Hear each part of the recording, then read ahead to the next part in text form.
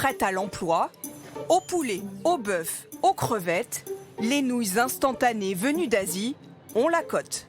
C'est rapide, c'est rassasiant. Ça se customise facilement en rajoutant un peu de beurre de cacahuète, des choses comme ça pour rendre le bouillon plus intéressant.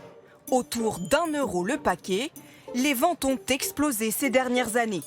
Et quand il y a des offres promotionnelles comme ici, les clients se les arrachent. C'est arrivé hier, on touchait la gaine et là aujourd'hui, vous voyez, on est à plus de la moitié du stock qui est cool. Et tout le monde consomme ce produit. Ouais. Mais d'où vient leur succès? Et que contiennent les nouilles instantanées? Nous sommes allés voir derrière nos étiquettes. Marianne Petain en consomme 1 à 2 fois par semaine. Alors, j'ai toujours mon petit stock pour les jours de télétravail. Un repas économique, seulement 96 centimes le paquet. Rien de plus simple. Je sors mes nouilles. Et ensuite, très important, il y a le petit sachet qui donne tout le goût. C'est ce qui fait la différence d'une marque à l'autre. Puis je verse mon eau bouillante. C'est assez nourrissant, c'est un peu épicé, c'est un goût assez fort. Et puis, c'est meilleur que des pâtes, quoi. Vraiment, ça a plus de goût. J'aime bien la texture.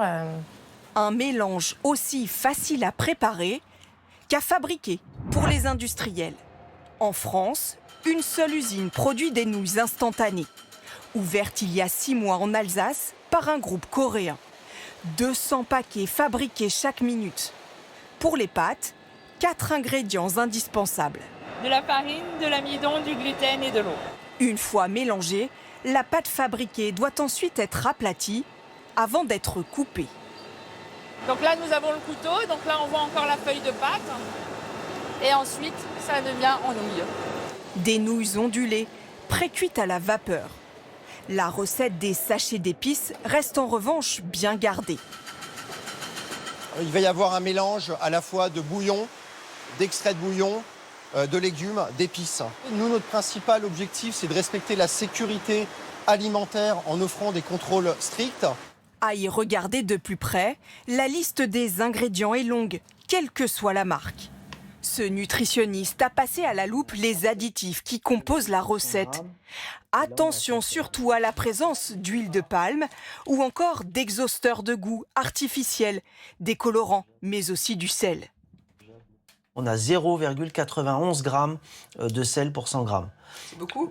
Ça peut être effectivement, si on en consomme plusieurs fois dans la semaine, donc à consommer avec parcimonie. Extrait de levure. Et pas sans un accompagnement pour équilibrer le repas.